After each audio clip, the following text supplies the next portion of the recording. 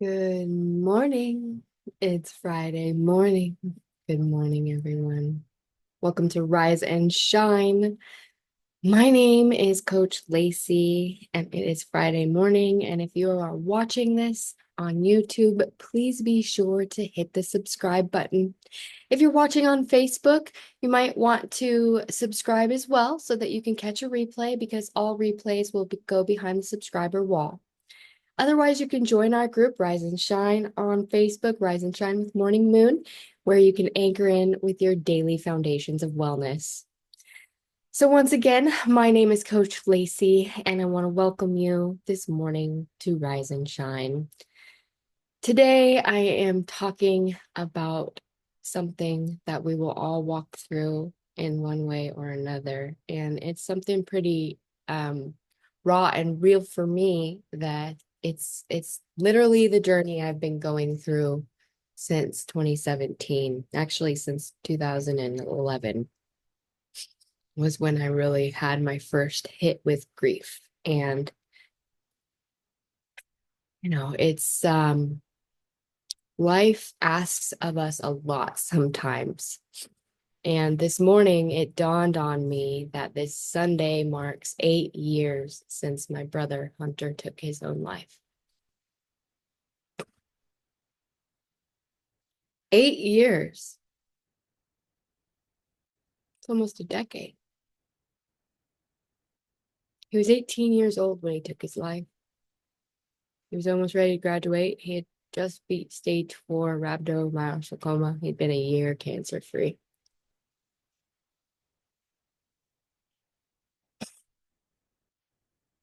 His identical twin found him. He'd taken 3 bottles of Unisom after getting in a fight with this gal or something. Who knows? Momentary lapse of reason, right? His story is one that I tell because I want to keep him alive, number one, right? Number one. And because suicide awareness is something that needs to be talked about, it needs to be addressed, and it needs to have a solution. So we're going to talk about it, and I'm going to talk about it quite a bit here. So if it's triggering, I apologize in advance, but this is why I have dove into self-development, walking with God, and trying to help others and be a light in the world. My mission every day for this show is Rise and Shine, to help someone. I don't know who you are, but if you are out there and you need a good word, I am here to give that. So do not lose hope. Excuse me. Do not lose hope, whoever you are. If you're watching this, just anchor in because momentary lapse of reason, while it is,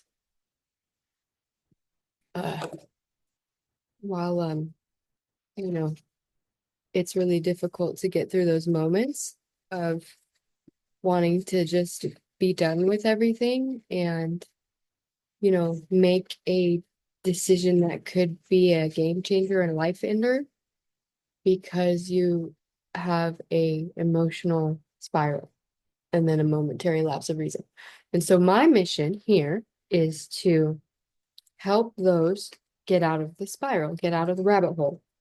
You'll notice my aesthetic is a little hybrid of the digital and the physical realm because that's for a purpose, right? We live in a digital age, and so but we are in a physical realm, and we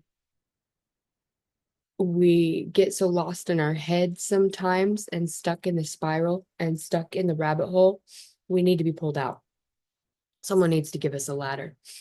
And so after my brother died, I had a series of unfortunate events. And if you're on YouTube, you can go through my past history and watch. You can piece my story together. I will tell it at some point, but that's not what I want to talk about today.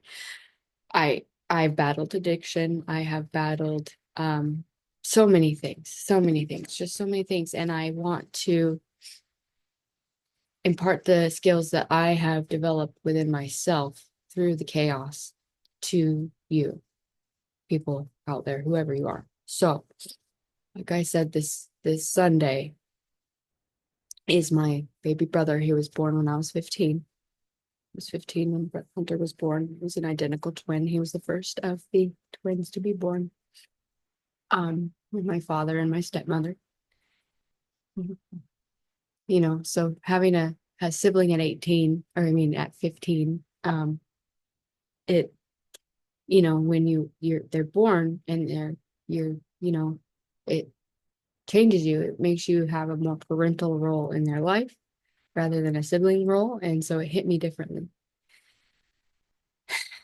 And you know, the thing about grief and pain, it can just really hit you like a ton of bricks in moments that you won't recognize, like you wouldn't not recognize, in moments that you wouldn't think. Like, for example, I'll be at the grocery store and I'll walk past a aisle of apple juice or like mac and cheese, and I used to just start crying right immediately, because I used to feed them that when they were babysitting them, you know. And so, and like mac and cheese, crying over mac and cheese. I used to not be able to eat mac and cheese. Now I eat it and every time I eat it, it's a celebration of him. You know, when I think about him whenever I eat mac and cheese, you know, gluten free, of course. But, you know, I, I miss him. I miss him. And every day that goes by, the pain doesn't go away. It just changes, right? It gets dulled out, numbed down, and it just shifts and changes, and we shift and change. As we grow, our pain too will grow, but it shifts, and we have to sit with it. We can't stuff it down and make it go away. It's not going to go away. We have to sit with it. It has to become our friend, right? Like we have to befriend the pain and find the lessons in the pain that we're experiencing. And if we can find the lessons in the pain and, you know, remember the people that we loved and lost for what they were and embody them as we go on, there are things about me that like I carry with me as a celebration of the people I love life. I've changed so much since I have lost these people. Like I lost my brother. My brother was first, and then it was my uncle, you know, and then it was my other uncle. And then well, actually, I lost my Aunt Shauna first. So it was Shauna, and then it was my brother, and then it was my uncle, Mike, and then it was Uncle Richard. And then I almost lost my own life. Then baby Jalis died. Then I found my dog dead. And then I had some friends die. And then my grandma died. And it's just been one thing after another, you know, and then one addiction after another, one chaos after another. I lost my job, you know, my career in 2020. That was a loss. I've been through a divorce. That was a loss, you know, like that, you know, like there's a loss of a lifetime, like you know, of who you were. You're dying to who you were. So you know, there's grief and pain, not just around people dying, but there's grief and pain around situations, you know, divorces, loss of jobs, loss of homes. I remember when we lost our home. Oh my God. Like that was probably one of the biggest devastations of of our life at the time. Like, and it was in the succession of all of this. You know, my brother died, then we get married, and then we lose our house. And then we go into a smaller house, have to pay more money. And then, you know, I flip my Jeep, I almost die. Jayless dies. I get partially like I can't walk. You know, I have an injury and I get addicted to gabapentin and dabbing weed and all these things, you know, all these, it's rabbit hole, rabbit hole, rabbit hole, and then you know, and then you pop out one day and after you've done this work while you're in the rabbit hole and you're just different. And but the pain's not gone, right? The pain's not gone. Especially when it comes to suicide. Those of you who have who are suicide like survivors, people that have loved ones who have checked out on their own, had momentary lapse of reason. Dude, it doesn't go away. That shit doesn't go away. It's never gonna go away. It just changes, dude. It goes dormant. But there's always just quiet reminder of love and loss and unanswered questions. And suicide, it's just like this painful, like, what the fuck? What could I have done differently? Like, what could I have done to contribute? How did I contribute? And then you go through this thing. When people die, you realize how short life is. You realize how much life there really is not. You can't go around abusing people around you with verbal, you may not see them again or talk to them again or like treat everyone that you love with kindness because you might not see them again. I will tell you, I will always remember the last hug I gave my brother. Thank God we were loving each other. I will always remember the last time I walked through my grandma's apartment with my uncle. I'll always remember the last time I said goodbye to my grandma. I didn't think anyone were going to die. In fact, when I said goodbye to my grandma, I was there because my grandpa was sick with Legionella and COVID. I thought that he was going to die. I was there to say, I was there to be there with him. And I went to go see grandma. And I said goodbye to her before I got on the road because she's always the last person I would go see because it's on the road to the interstate. And I remember I knew. I have a picture of that. And I should have stayed a little longer.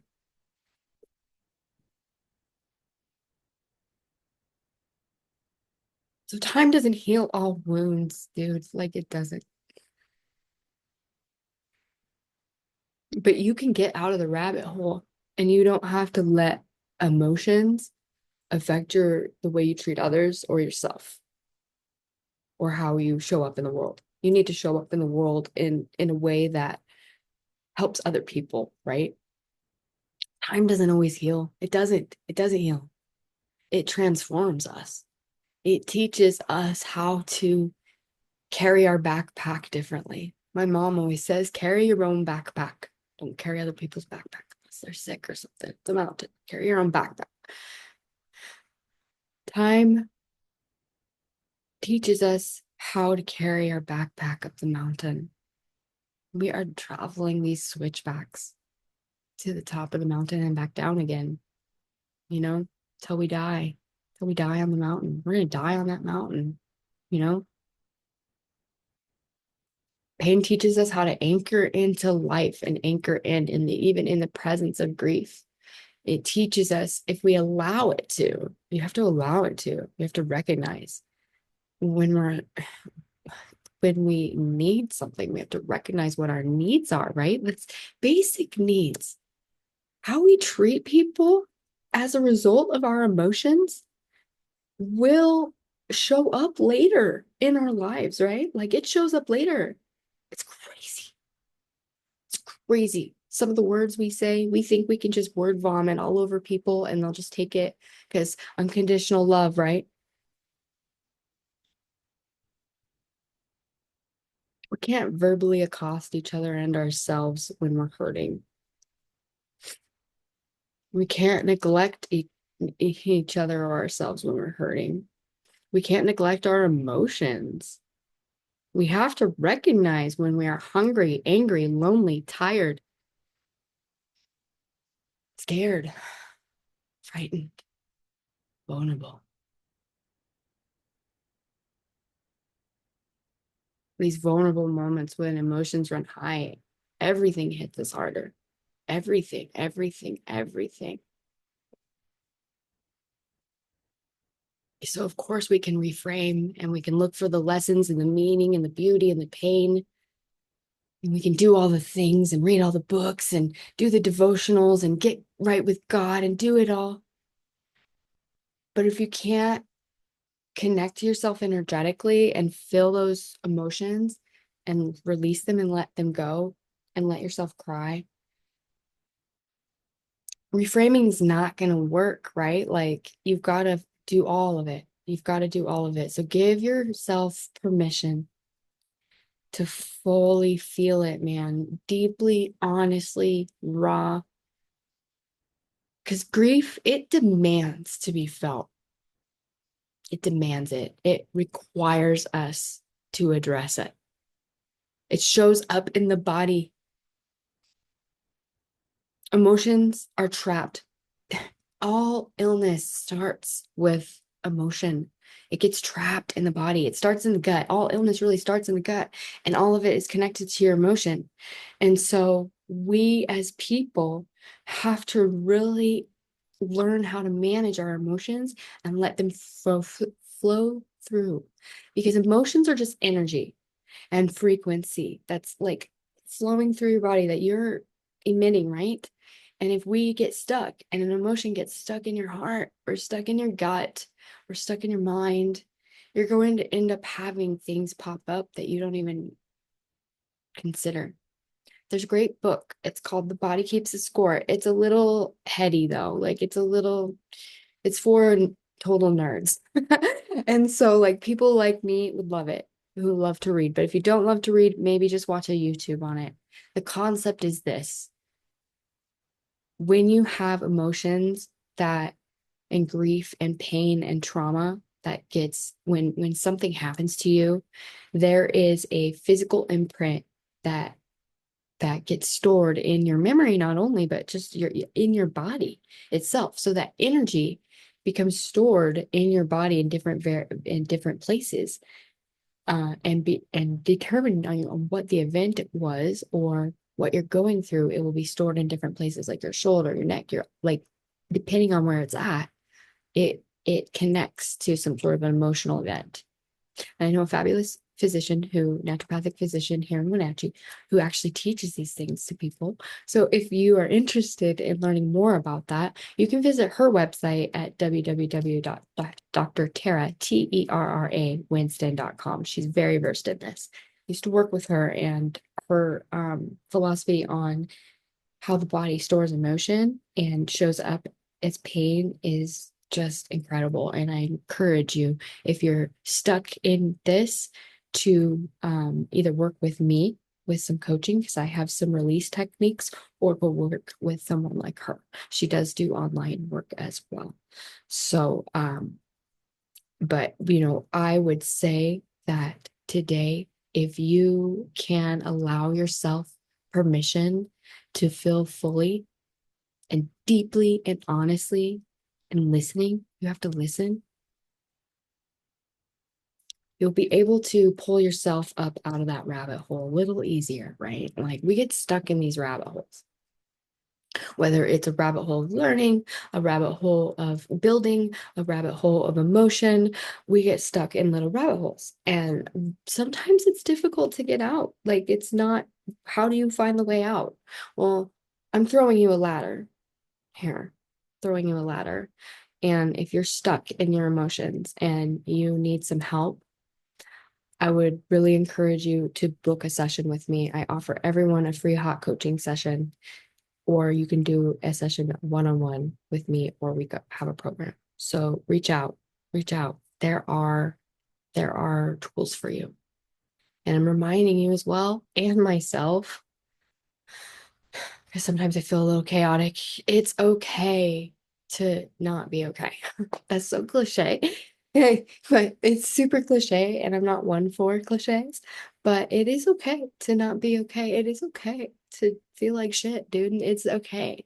It's totally cool to feel like shit, but just don't let it rule you. Don't let the feeling like crap rule you, and don't get stuck in the rabbit hole. So like find the ladder and start to climb one step, one bite, one breath at a time. Do everything with that. Everything. One step, one bite, one breath at a time. Most brilliant thing. Truly, truly. And then remember, for me, for you, for us, we don't do this just for us. We do this for the collective of humanity, right? So if you've experienced loss and you've walked this painful road, you absolutely know that you're not alone. Like you have to know that you're not alone. You have to know. And if you are alone and you don't have a good support network, because walking through grief, you find out who your community is usually. And I would encourage anybody to lean into that. And there was one thing that happened with my grief is my community showed up for me.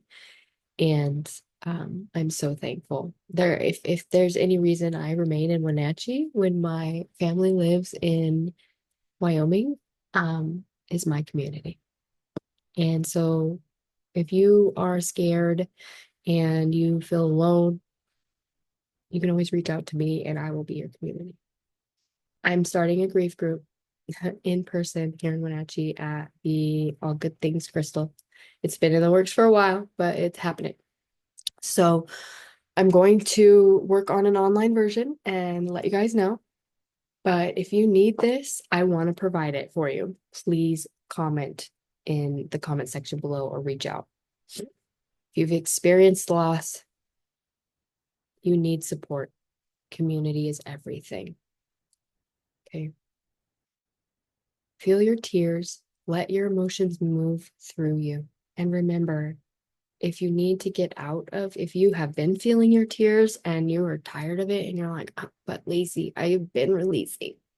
This is what I've been doing. I'm sick of releasing because there's like release fatigue, right? We're done. Then it is time for you to start doing the work. And you need to reach out because there are tools for you. I would encourage you to journal. I would encourage you to write your loved one a letter if you haven't already. Write them everything that you loved about them, everything that you annoyed you about them, every memory you have, everything you wanted to tell them that you were never able to tell them while they were alive. Okay, I want you to do that. And if you need to, when you're done, you can burn it, you can get rid of it if that's a release for you, or you can keep it and mail it off or put it with your memory box. Another thing that you can do to help with the release is to write your story. Write your story. So write your loved one a letter and then write your story. Write about your past, your present, and what you want for your future. Make it fun. Make it fun. And if you didn't catch my video from yesterday and you were really like struggling with things right now and need to look at some reframing, go watch the video from yesterday. It's about reframing. There is another writing exercise there. It's called Rosebud and Thorn. You're going to look at the roses, the good things in your life. You're going to write about them. Then you're going to look at the buds, the things that you're working on. You're going to write about it. Then you're going to look at the thorns, the things that are holding you down. We're going to write about it. We're going to do some reframing. So go check that video out. Get into the Rise and Shine with Morning Moon group on Facebook if you're not already. If you're not a Facebook person, that's cool. Go over to my website, www.lacyjwatson.com. Join Health at Home. We have a bunch of people in there who love wellness and who are awake, and we are ready to just rise together and come, help create a generational ripple effect of health, wellness, and happiness. Because life's too short to be stuck in the rabbit hole of grief and sadness and depression. Take a deep breath. Anchor in. Go anchor in with the Daily Foundations checklist. Have you guys anchored in today? Have you drank your water? Have you done your exercise?